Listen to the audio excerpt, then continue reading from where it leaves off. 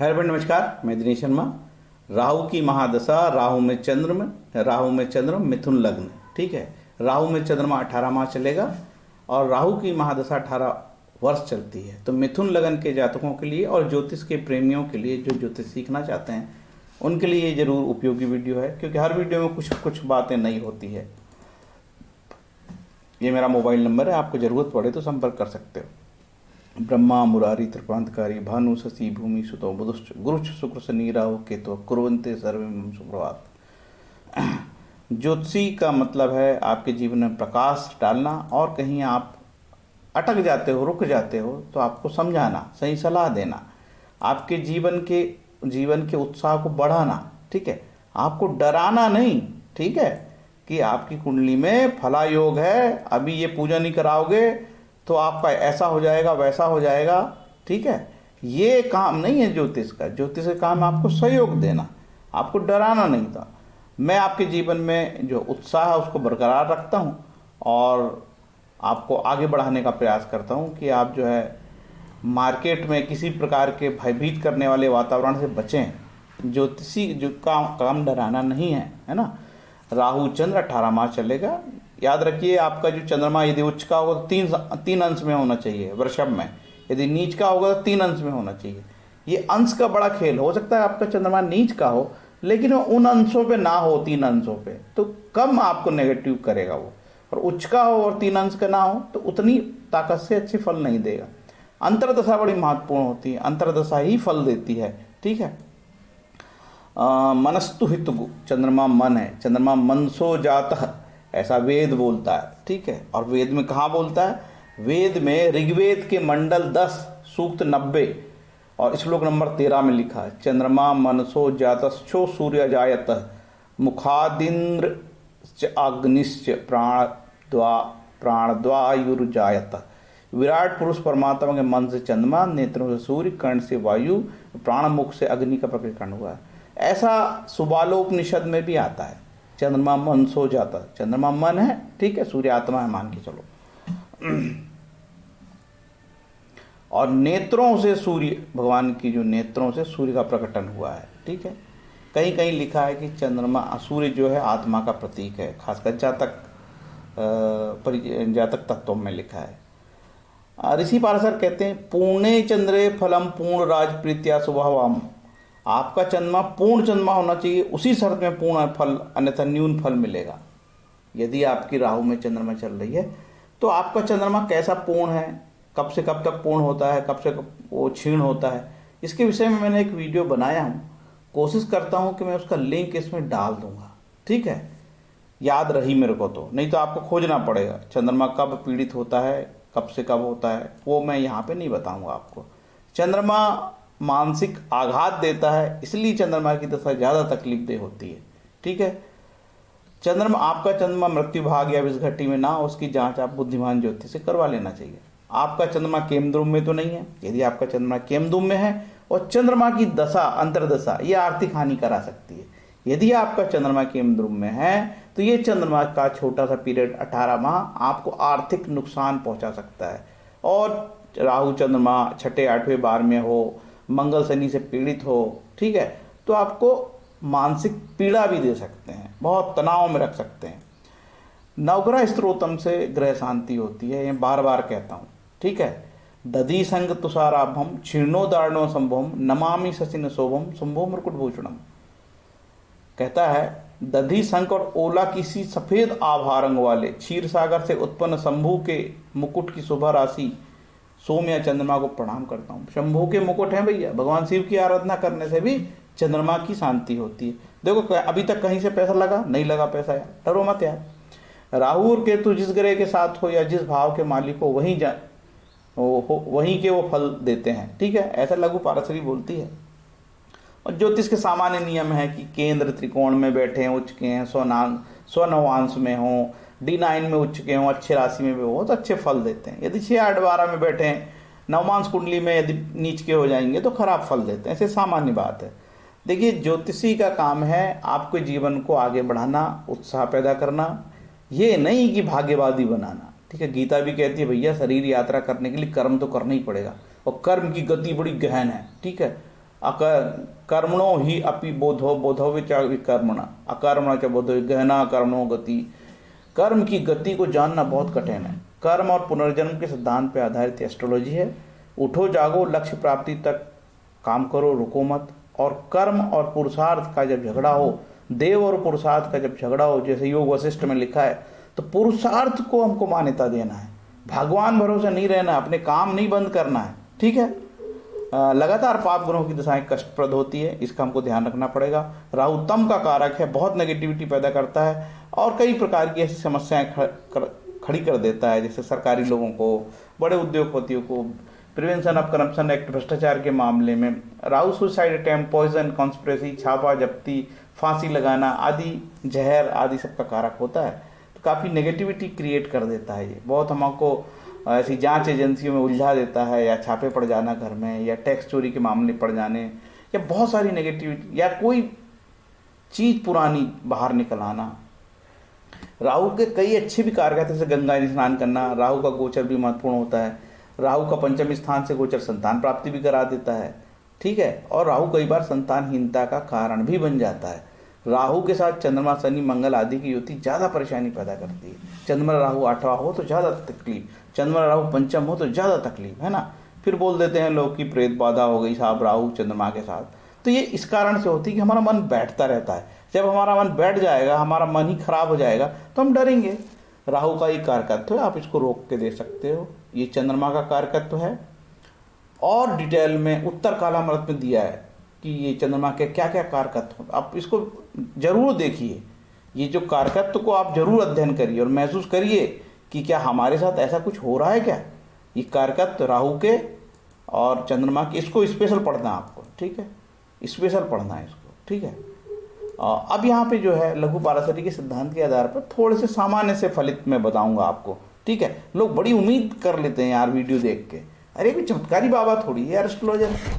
चंद्रमा यदि दशापति से, दशापति कौन हो गया राहु, राहु से चंद्रमा 5, 9, पंचम, नवम, 11वें में होगा तो लक्ष्मी की कृपा से कल्याण होगा, ऐसा ऋषि पाराशर बोलते हैं। वो ये भी बोलते हैं चंद्रमा केंद्र से त्रिकोण स्वंश में, नवांश में, अच्छा 11वें में होगा तो शुभ होगा। यदि चंद्रमा दशापति से मतलब राहु से 6, 8, 12 में होगा तो खराब होगा। तो इतना तो सब भी जानने लगे आजकल वीडियो देख देख के। चंद्रमा यदि दूसरे 12 भाव में हो तो अपमृत्यु का भय होता है।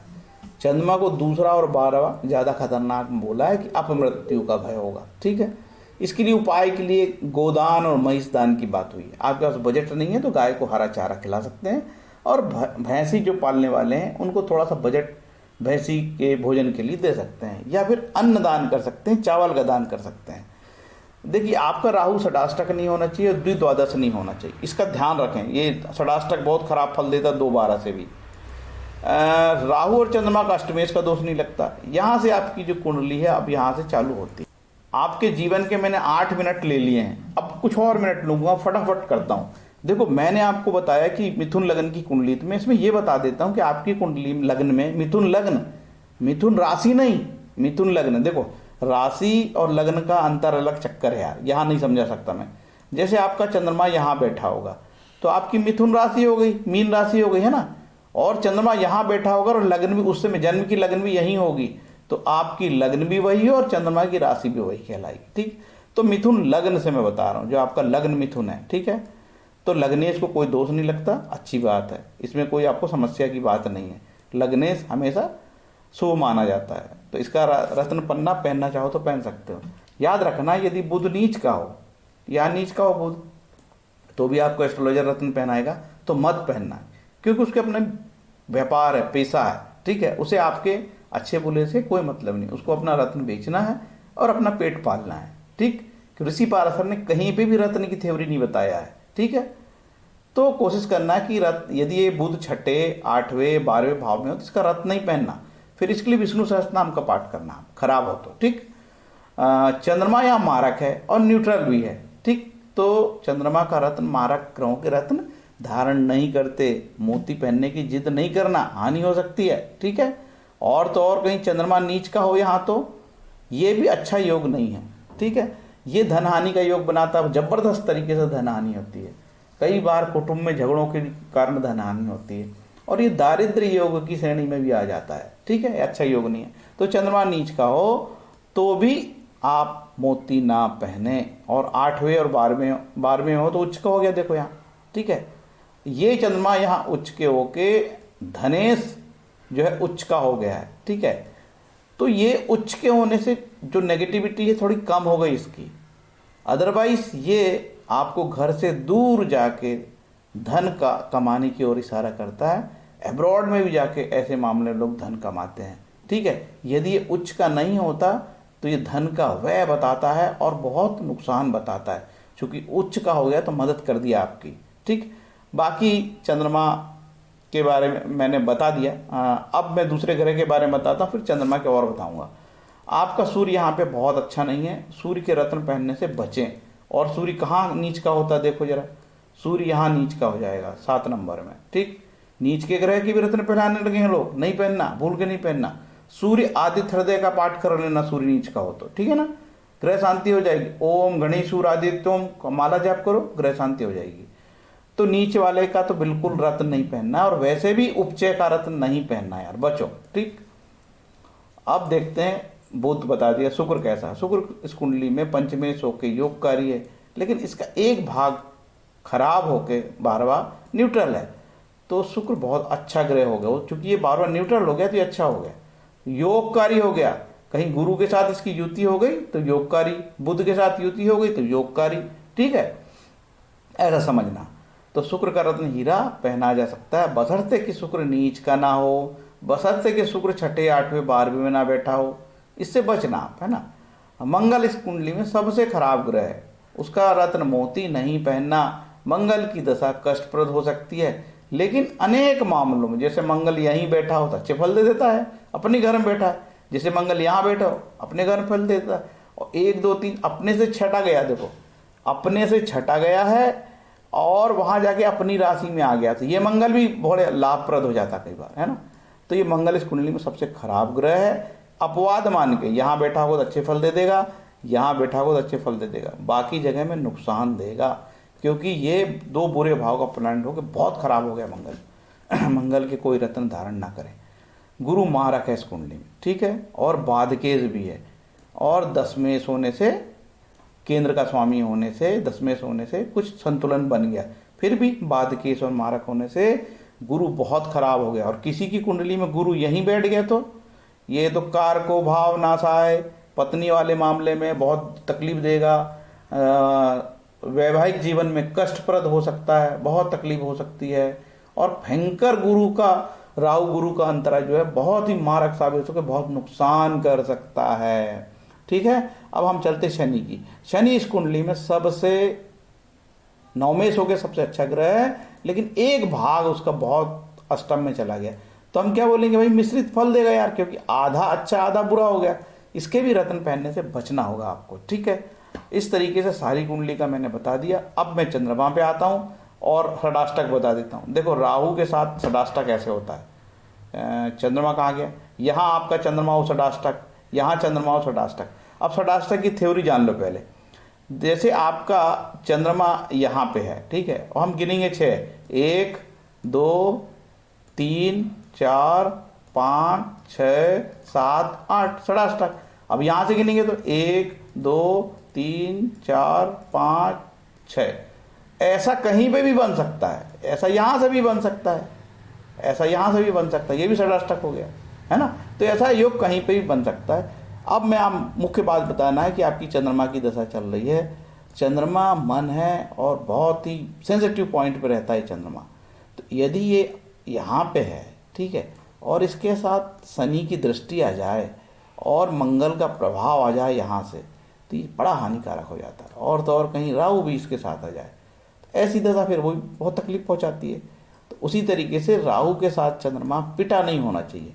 अब यहाँ पे आ जाए, और यहाँ पे अकेला तो रहेगा नहीं, चंद्रमा के साथ 1-2 ग्रह और होंगे, उसके अनुरूप ही फल मिलते हैं। तो यहाँ नीच का हो गया चंद्रमा, तो ये आपको तकलीफ दे होगा, सीधे सीधे धन हानि कराएगा यार, तकलीफ दे क्या होगा। और 12वें में चला गया तो यहाँ चंद्रमा उच्च का हो गया, तो आपका व्यय हो सकता है, शुभ कामों में व्यय हो सकता है, माँ के ऊपर व्यय हो सकता है, कोई मेडिसिन पे, कोई सफ़ेद वस्त्र पे या सफ़ेद प्रोडक्ट पे, या लिक्विड वाले मामले में, ऑयल वाले मामले में, दवाई वाले मामले में, या कोई शुभ कामों में आपका व्यय हो सकता है, खर्चा हो सकता है। अब ये सब चीज़ देखा जाएगा कि आपका राहु कहाँ बैठा है, साथ में कौन कौन से ग्रह है, ये सब चीज़ें, ठीक है। अब लगन में हो तो कोई बुरा नहीं है भैया, ठीक। और यहाँ पे अपने घर में कोई समस्या नहीं, यहाँ पे भी कोई समस्या नहीं है, मित्र राशि में बैठा है। और यहाँ पे भी देखो, जनरली बुध तो किसी को मानता नहीं, चंद्रमा किसी को शत्रु मानता नहीं, लेकिन बुध शत्रु मान लेता है। तो कन्या राशि का चंद्रमा बहुत सुटेबल नहीं होता, लेकिन केंद्र में बैठा है इसलिए कोई समस्या नहीं है। यहाँ पे भाई अपने से चौथा है, बहुत अच्छा ही हो गया यार, ये तो कोई बुरा नहीं है। यहाँ पे अपने से चौथा आया है, पुत्र के यहाँ पास आया है, ये पुत्र की प्रगति भी दिखाता है, पुत्र की प्रगति की ओर इशारा करता है, ठीक है। अब यहाँ तो नीच का बता दिया, ये मारक स्थान है। यहाँ पे चंद्रमा चूंकि लग्न को देखता है और केंद्र स्थान है और अपने से छठवा गया है, ठीक है। तो अपने से छठा गया है तो क्या कर सकता है, ये आपकी जो पार्टनर, व्यापारिक पार्टनर है या आपकी पत्नी है, उसकी हेल्थ के इश्यू दे सकता है, या उससे रिलेटेड कोई मैटर कर सकता है, या व्यापारिक पार्टनर से रिलेटेड कोई मैटर कर सकता है। अब 9वां में गया यहाँ पे, तो अपने से 7 और 8, अपने से 8वां गया है, तो ये पिता के लिए कष्टकारी हो सकता है, ठीक है ना। और आपकी लंबी यात्रा करा सकता है, आपके पिता को लेके कोई फलित हो सकते हैं, धर्म के मामले में कोई अच्छी बात हो सकती है। चंद्रमा शुभ ग्रह है। 12वां मीन राशि का चंद्रमा यदि रेवती में होगा तो ये गंडमूल में कहलाता है, ठीक है। ये भी बड़ा कष्टप्रद देता है। तो ये चंद्रमा अपने से 9वां गया है, कोई नुकसान नहीं करेगा, बल्कि ये योग बनता है। यदि धनेश, यदि दशम भाव में बैठे तो योग है, यदि धनेश अपने से 11वें में बैठे तो भी ये योग है, ठीक है। तो ये बहुत अच्छा है यहाँ पे दशम में, और यहाँ बैठे तो चंद्रमा कोई नुकसानदेह नहीं है। ये सारी चीज डिपेंड करती है कि चंद्रमा को कौन देखता है, चंद्रमा किस नक्षत्र में है, उसके साथ कौन से, क्या शनि है, मंगल है, राहु है, किस स्थान पे बैठा है, किसकी दृष्टि पड़ रही है, कितने अंशों का है, क्या मृत्यु भाग में तो नहीं है, क्या वो उष्ण कटिबंधी या तो गर्म तो नहीं है, मतलब गर्म मतलब एक विशेष राशि का अंश होता है, उसको बोलते उष्ण तो नहीं है। तो यदि इन सारी चीज़ों से वो मुक्त होगा तो ही वो अच्छे फल देगा। और हमें नहीं पता कि आपकी कुंडली में कहाँ चंद्रमा बैठा है, आपका राहु कहाँ है। तो एक आपको समझने का तरीका बताया है, आपको YouTube में एक अच्छा वीडियो मिल गया, आप समझ भी गए, बहुत सारी चीज़ सीख भी गए। और यहाँ सब लिख दिया हूँ मैंने कि ये उपचय स्थान है, ये त्रिक खराब स्थान है, ठीक है, ये त्रिक खराब स्थान है। ये लाल घेरा मतलब ये मारक स्थान है। मारक स्थान पे बैठा चंद्रमा भी हमको तकलीफ देगा। देखो हमेशा आदमी को मारक मारते नहीं, लेकिन हेल्थ के इश्यू हमको बढ़ा देते हैं। तो ये जो ज्योतिष सीखने वाले स्टूडेंट होंगे उनके लिए इस तरीके के वीडियो बेहद उपयोगी है। इतनी अच्छी समझ पैदा हो जाएगी ज्योतिष को लेके, और कोई भी आम आदमी ज्योतिष की एक समझ रखेगा और ज्योतिषी बन भी सकता है यदि लगातार आप ये मेरे वीडियो देखते रहें। तो अब मैं बाधक की बात बता देता हूँ। यहाँ गुरु बाधक होगा, लेकिन एक शर्त है, जातक परिजात कहती है कि बाधक तब होगा जब मांदी से उसका वास्ता हो। तो आपको देखना पड़ेगा आपकी कुंडली में कि मांदी कहाँ है, मांदी गुरु से कनेक्ट कर रहा है या स्वयं गुरु के पास मांदी बैठा है या मांदी देखता है, मांदी को गुरु देखता है, तो बाधकेश होने का जो खतरा है ज़्यादा बढ़ सकता है। इसका आपको ध्यान देना पड़ेगा, ठीक है। अब आपको कुछ उपाय की ओर मैं इशारा कर देता हूँ। देखो रत्न का मैंने बता दिया हूँ। देखिए यहाँ पे जनरली चंद्रमा की कुछ इन्फॉर्मेशन बड़ी उपयोगी है, और उसके दान के विषय में बताया, खासकर चावल आदि का दान कर सकते हैं, दही दूध का, है ना। और सोमवार के दिन व्रत रह सकते हैं। और हम चंद्रमा के लिए जो है ओम शो सोमाय नमः, या इसका बीज मंत्र है ओम श्राम श्रीम श्रो स चंद्रमसे नमः। एक और बीज मंत्र ओम ऐम क्लीम सोमाय नमः। तो जो आपको सरल हो ले लो। देखो बीज मंत्र में गलतियां हो जाती है, इसलिए आप क्या लोगे, ओम सो सोमाय नमः ले लो, इसका जप करो यार, ग्रह शांति होगी। पैसे ऐसे कहीं नहीं लग रहे यार, ठीक है, आपके पास हो तो खर्च करो। अब जनरली एस्ट्रोलॉजर ये बता देते हैं, ये वाला चंद्रमा का मंत्र ओम श्राम श्रीम श्रो स चंद्रमसे नमः, और जपते भी हैं लोग इसको, अच्छी बात है जो जप रहा, सावधानी से जपो, गलती ना हो।